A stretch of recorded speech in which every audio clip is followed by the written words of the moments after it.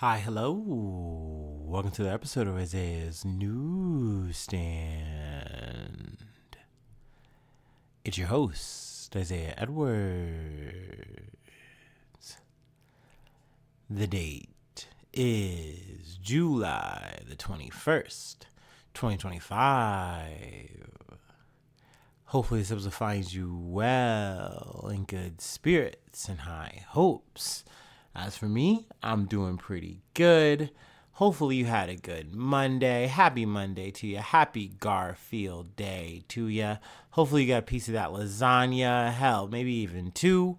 For me myself, I got a good heaping helping. I'll say it. Yeah, it was good. No, overall, it's been a good day. Honestly, one of those days where I kind of had to like look for a problem. It seemed in my head. I think I'm just one of those people who like at the top of the week, I'm just like, ugh, I don't want to be here. I don't want to be doing this. I would rather be doing anything else but blah. But no, overall, we woke up a little early, but honestly, I can't even complain about that because I fell asleep early and was more or less able to just like stay down for like most of the night. I think I maybe woke up like an hour and some change ahead of my schedule, maybe a little bit more than that. But either way, it was like, okay, we still slept a bunch. Really can't complain too much, but I wanted to. But we went to work. Work was good. It was solid. Let's see. After work, we went to the gym. Gym was overall good. We were able to get on all the equipment, which was good.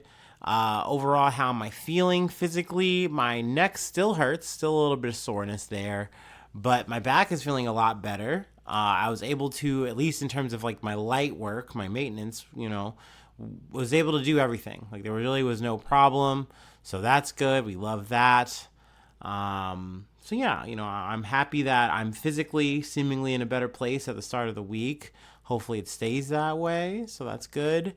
I will say the one snag I think I did find, I'm kind of just like lingering on, I'm a little bit upset with myself about, is I came in a little bit higher on the scale. So I was a little bummed about that. Granted, not too bad. We're still under 200. We're at like 197. But, I just always hate when I see something above the mid 90, 190, because, I'm trying to get somewhere. So that kind of sucks. Kind of a bummer. But I know overall it's a process. And, sometimes you're just on the plateau. Plus, I know this week's probably not going to, just not be the best in terms of my fitness and dieting, for what I have planned, but I'll keep that under wraps for now. But it's all good. I think I just gotta, make the most of the week, make the most of my day, and I would say that it was a good day, and I did make the most of it. So, can't really be mad, can't really be too sad about it. Light food corner, though it's not too crazy, too spectacular. Part of the reason why I got so chunky over the weekend, I guess. I made, instead of the chicken and rice, I made this tuna pasta salad bowl situation. It was pretty good. It was, you got your tuna salad, pretty textbook, nothing crazy there. But I will say with the pasta part, I added marinara sauce, and I also added marinara sauce to the tuna salad. So we had that running through that bitch. And it was very saucy, very yummy, very good. I definitely would eat it again. It was nice, though. I definitely think this is more of a me dish. Like even looking at it, I didn't even want to post it because I'm like, yeah, no, I don't think the average bear is gonna look at that and go, oh yeah, that looks yummy. Granted, that usually doesn't stop me from posting abomination plates, but I don't know. I just don't do it as often these days, especially when it's just like, oh yeah, it's another food bowl, but this one's weirder. But no, overall, like I said, really yummy. I would definitely eat again. And I would say, despite the fact that I'm kicking myself, worth it. Very yummy. So yeah, that's been my day. It's been my Monday. I definitely want to stress it's been a good day, and I am in a good mood. I think when you're having those moments when you're looking for a problem, you're looking for something to be upset about, then you really got to push the pause button and go, hey, we're having a good day. Things are okay. Count your blessings in that regard, right? So that's what I'm trying to do. Anyway, let's go ahead and do our startup, and let's get into some news.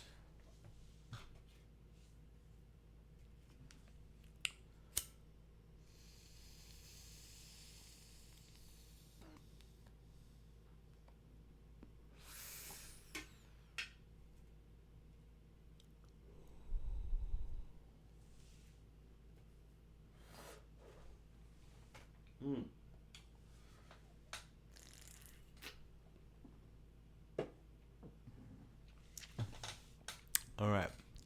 Our first story comes from the Associated Press. A Bangladesh Air Force training jet crashes into a school in Dhaka and kills at least 20.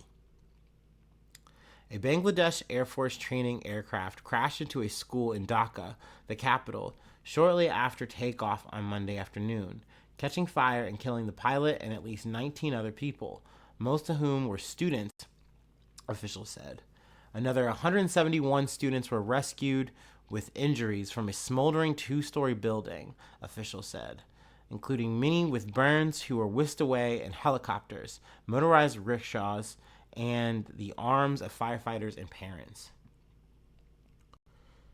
The Chinese-made F-7BGI training aircraft experienced a technical malfunction moments after takeoff at 1:06 p.m. local time, and the pilot attempted to divert the plane to a less populated area before crashing into the campus of Milestone School and College, according to a statement from the military. Students said the school's buildings trembled violently, followed by a big explosion that sent them running for safety. A desperate scene soon unfolded at the crash site as, panicked relatives searched for loved ones. Screams filled the air at a nearby hospital. The Milestone School is in Dhaka's Uttara neighborhood, which is roughly 11 kilometers or 7 miles drive from the AK Kandahar. I'm sure I'm not saying that correctly, but hey, Kandahar Air Force Base. The school is in a densely populated area near a metro station and numerous shops and homes. The pilot, Flight Lieutenant Mohammed Tukir Islam, made every effort to divert the aircraft away from densely populated areas toward a more sparsely inhabited location, the military said, adding that it would investigate the cause of the accident. It's crazy that, you can be up 1 minute in the air and then the next you're fighting, to stabilize the plane, not just for yourself, but, for a whole plane of people. And I think especially too with some of the ones, some of the aircraft, incidents that we've covered lately, the people on the ground, where you have these populated areas where it winds up hitting. It's not over ocean water or, some abandoned wide open area. Like, no, it's in a city. It's in a capital. So, you got to do the best you can in that situation to try to save people in that regard. So, obviously condolences to, everyone involved who lost their lives, family who were impacted by this moment. It's very sad. If there is any, update in terms of what happened, what caused it, I think they did say it was some kind of electrical situation in this case. But any more details will definitely be back on the story. Let's go ahead and move on to our next one from the BBC. China blocks Wells Fargo banker from leaving due to criminal case. A Wells Fargo banker has been blocked from leaving China due to a criminal matter, the country's foreign ministry has confirmed. Chen Mao is involved in a criminal case currently being handled by the Chinese law enforcement authorities and is subject to exit restrictions in accordance with the law. Ministry spokesman Guo Jiakun told a press briefing in Beijing on Monday. It is not known when the ban was imposed or the exact nature of the case. In the wake of the ban, the bank, which has had one branch in Shanghai since 2005 and another in Beijing since 2015, decided to suspend all travel to China, a source familiar with the matter told Reuters news agency. Wells Fargo said on Friday it was working through the appropriate channels to secure Ms. Mao's return, but did not release any details as to why the U.S. citizen had been prevented from leaving the country. Ms. Mao, a managing director at the bank, has been with Wells Fargo for more than 13 years, according to her LinkedIn profile. The U.S. Embassy in Shanghai told BBC News that the safety and security of U.S. citizens overseas was its highest priority. We track these cases closely and have raised our concern with Chinese authorities about the impact these arbitrary exit bans have on our bilateral relations and urge them to urgently allow impacted U.S. citizens to return home, the embassy said. The Chinese government has, for many years, imposed exit bans on U.S. citizens and other foreign nationals in China, often without a clear and transparent judicial process for resolution. However, Mr. Gao told reporters that everyone in China, whether they are Chinese or foreigners, must abide by Chinese laws, adding that Ms. Mao has an obligation to cooperate with the investigation. We'll keep you posted there. This was one that kind of popped up on my radar. I think it popped up over the weekend, and I just kind of didn't get a chance to really get to it. So I was like, all right, let's go ahead and cover this now. Let's move on though to some news that took place, or at least I got the information on it today. Just dropped in terms of the news story. From XLM, this is from the Courier Journal, but I also just got this from Yahoo News. Ex-LMPD detective Brett Hankinson sentenced to 33 months in prison.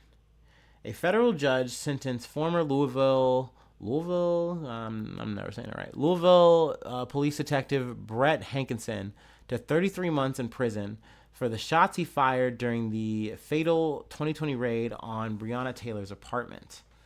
The July 21st sentence was in defiance of a last-minute request from federal prosecutors that Hankinson receive only a one-day sentence, which was a huge slap in the face. I feel like generally most people felt that way in terms of, people who were like, yeah, this is a very fucked up incident. It doesn't really matter if you are going to say, oh, well, he didn't fire the shot that killed her. He still fired recklessly into her home and, shot through walls and shit like that. Like, you didn't need to do that. It didn't need to be escalated to this level. To just say, oh, just give him a slap on the wrist pretty much and just do one day was something that did have people up in arms. But let's see here. Western Kentucky District Judge Rebecca Grady Jennings said she was troubled by the prosecutor's sentencing memorandum as well as their arguments towards leniency. In the July 16th sentencing memorandum, the DOJ recommended Hankinson serve a day in prison for his conviction, writing that reasonable minds might disagree as to whether Hankinson's conduct constituted a seizure under the Fourth Amendment in the first place. It's like, yeah, this was just business as usual. You should have just let him rock and roll on out of there. It's essentially what prosecution is saying there, which is kind of fucked. That's very fucked. There's no kinda about it. This is a story we've covered multiple times in this podcast, kind of throughout. Granted, even then we were at the tail end of it in some ways. But Hankinson's sentencing followed a total of 3 trials since 2022. He is found not guilty of state-level wanton endangerment charges related to shots fired that entered the apartment of Taylor's neighbors in March of 2022. Then, in November of 2023, a mistrial was declared in a federal trial over whether Hankinson violated the civil rights of Taylor, her boyfriend, and neighbors after the jury could not come to a decision. About a year later, in November of last year, a federal jury found Hankinson guilty of violating Taylor's civil rights. None of the shots fired by Hankinson during the raid on Taylor's apartment hit Taylor. However, he was fired from LMPD for blindly shooting into her apartment, and several of the shots fired by Hankinson passed into a neighboring unit where a pregnant woman, a man, and a young boy were present. So, I feel like this is definitely one of those stories that it is hard to, come back to and talk about, without being very upset. You will take what is given, I guess, in this situation, because that's really all you can do. I know that there are some people are upset that he got even the 33 and like, oh, that's too much. That's crazy, for doing his job, even though, you could run down the details of that. And it's like, okay, you pretty much did a no-knock raid. I think that they debate it and they say, no, we did knock, but I don't know. Jury's still out on that, I guess, ish. And then, not to mention, the person that you were looking for on the warrant wasn't even there. That was her ex-boyfriend, and current boyfriend was not involved in the situation. But then you start firing, they fire back, the boyfriend fires back, and Taylor gets shot and killed. It's a whole fucking thing. I really don't like going back and back and back and back and back to the details of the story. But you know, that's part of the gig, right? And it is important to talk about this shit. It is important that, you know, we don't forget about these people who lost their lives due to fucking police violence for no reason. There was nothing gained out of this. You know what I mean? You were gonna quote unquote get somebody off the streets, like that's the best case scenario, a drug offender type thing. Like it was worth just killing someone. So yeah, it's frustrating every time, but you know it's important to do. So yeah, he got 33 months. We'll see how long that is. I don't know. But yeah, we got to move on though to, I mean, semi lighter stuff. Technically semi sooner stuff, but we got to do some recall talk. USA Today.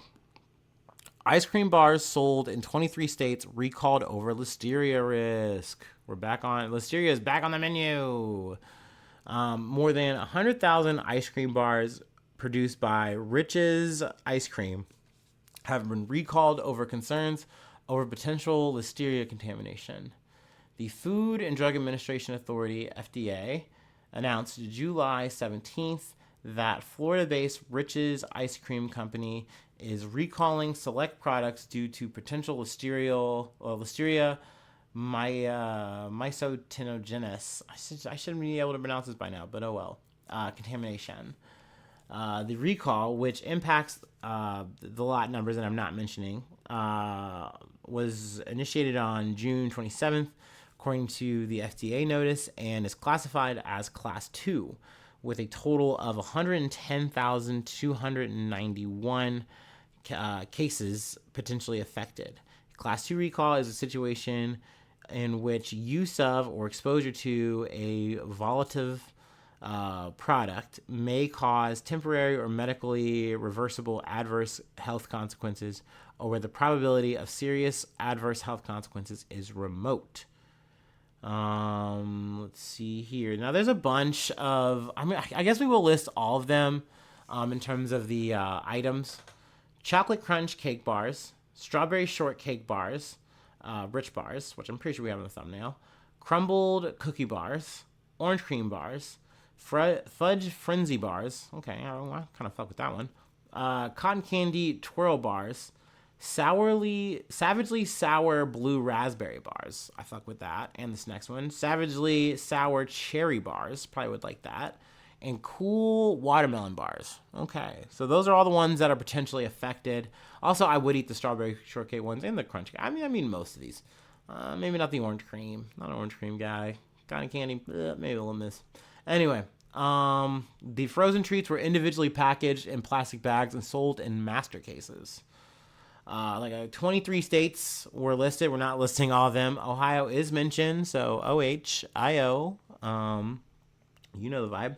But let's see here. But speaking of things, the vibes that you know, if you think you were affected, you know, obviously check this article out. Or, you know, just hit the old Google, you know, Rich's Ice Cream, blah, blah, blah. And then if it's your ice cream, you know, toss that shit. Or get your money back, get your recall, or get your refund from this recall. How about that?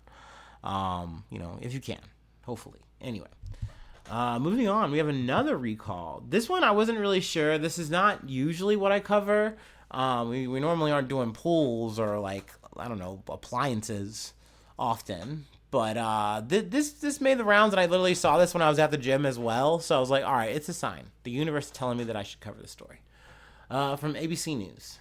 5 million above-ground pools recalled after deaths of 9 children. Also, that is a big number, 9 kids. But I think the thing that kind of throws me off is it's between the years of 2007 and 2022.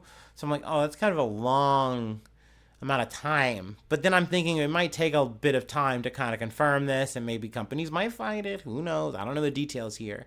I'm in the deep end, so to speak. But let's go ahead and start from the top. Millions of above-ground pools sold at major retailers nationwide are being recalled following the deaths of 9 children, according to the Consumer Product Safety Commission, or the CPSC. Bestway, Intex, and Polygroup, along with the CPSC, announced the recall of approximately 5 million pools on July 21st, citing a drowning hazard. The CPSC said it believes there have been 9 deaths of children between 22 months old and 3 years old after the kids gained access to the pools through footholds created by the pool's compression straps. The children's deaths occurred between 2007 and 2022 in Florida, California, Michigan, Missouri, Texas, and Wisconsin. The CPSC said it also knows of 3 additional incidents that unfolded in 2011 and 2012 where children who had access to pools had previously reported using the compression straps to enter the pools.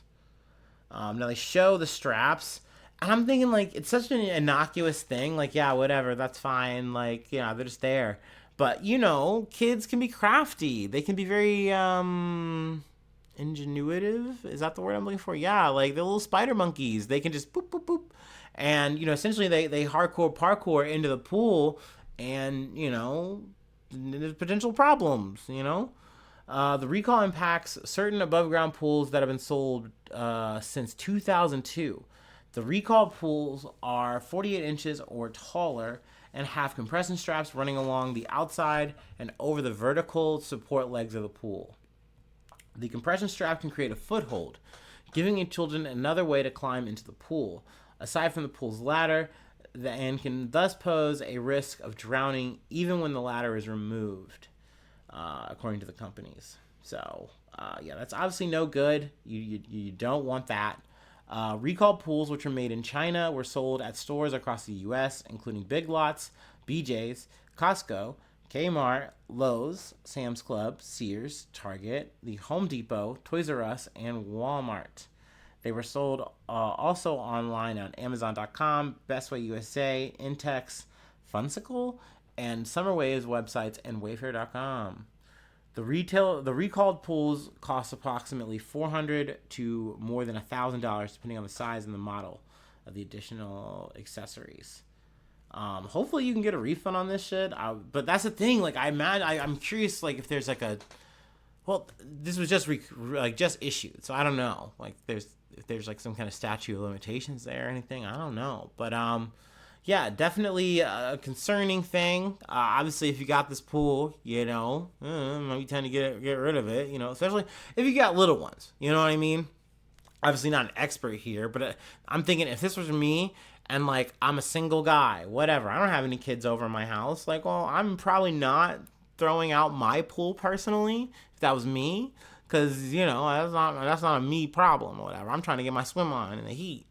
In that situation, y'all know I don't swim. But if I did have kids, or if I had kids over my house, definitely done. We gotta get rid of this thing for sure. That's a problem. So, obviously, be aware. And I mean, obviously, I think probably the safe call is to, get that shit out of there, and hopefully you get your bag back or something, some kind of compensation. That'd be good, right? Because damn, paying over $400 and you're kicking hardcore parkour into the pool, and then, well, anyway. That would not be good. That's what I'm getting at. Anyway, let's close out. We have one more story. It's a bit of an obit, sadly. We got to give our condolences, give flowers. But yeah, let me take my last break, and we'll go ahead and close it out.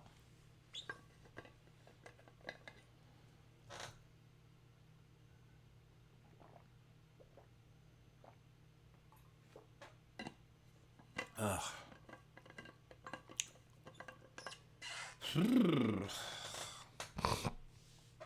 Excuse me.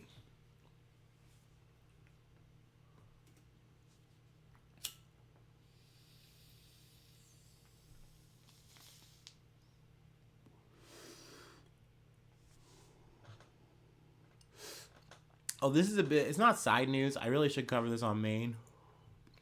And maybe we will if it, like, happens. I mean, I think it is slated to happen, the exit polls and everything. But in Japan, the current ruling party lost the upper house. They had previously, I believe last year, I think we might have even covered it, they lost in the lower house. So that's not looking good for them. And the current prime minister's like, yeah, I'm not fucking leaving. That we need good stewardship in this time. I got to do the deal with Donald Trump. We got so much going on. I got to stay at the helm. I gotta say I have no love for this party, even though they do have liberal in the name. We've talked about this. Like, these motherfuckers are not liberal. I mean, granted, there's more conservative parties at the gates chomping for the bit, chomping for leadership. So, I mean, I'm not saying things look great in that regard for, Japan governance. But, I mean, hey, that is kind of the world of the bird's eye view, So, I don't know. I just wanted to fire that off so I didn't forget about it. But I should probably do a whole segment for it. And we'll see. Like I said, maybe, when it's concrete, or it might already be. Like I said, this is more or less just talk from the exit poll, but it seemed pretty, down pat that they were losing the upper house. Anyways, from people, Malcolm Jamal Warner, who played son Theo on The Cosby Show, dies at 54 after drowning on family trip. Malcolm Jamal Warner has died. He was 54. The actor was in Costa Rica on a family vacation and drowned while swimming, a source confirmed to People.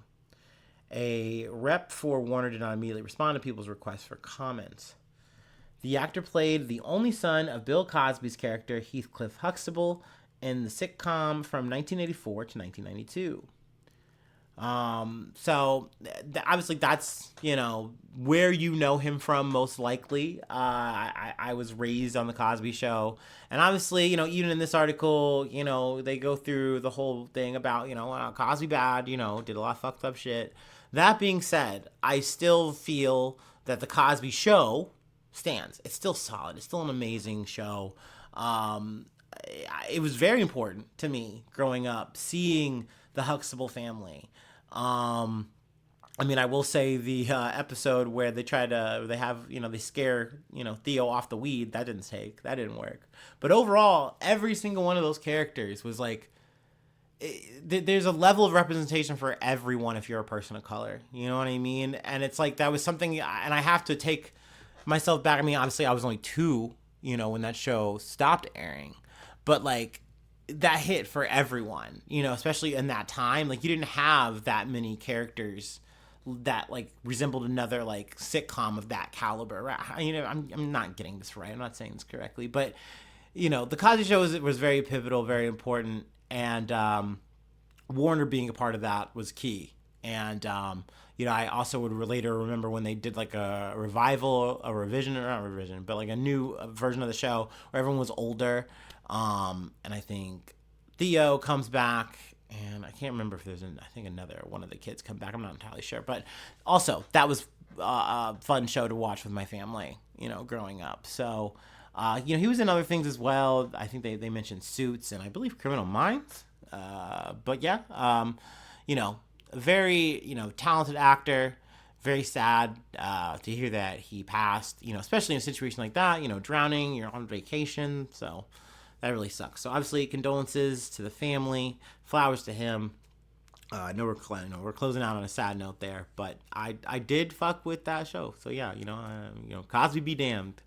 But yeah, that is it. That's all we have for today. If you would like to help out, support the effort, become a newsie today. I do have a Patreon, patreon.com/IsaiahNews. Become a newsie today. Free ways to hit me up, IsaiahNews1@gmail.com. Feel free to follow me or the podcast on any of the socials. Subscribe to the YouTube, follow on TikTok, follow on Spotify, follow on Apple Podcasts, whatever platform you like to listen on. Leave a like, leave a comment. Sharing is caring. All the stars would be nice. Would you kindly? And but I mean, hey, worst case, you're just tuning in. You've made it this far. Thank you so much. That's really the best. That's really, really cool. So yeah, thanks so much for tuning in. Thanks so much for being a friend. And hopefully I see you soon for some more good news. I love ya. Bye-bye. Mwah.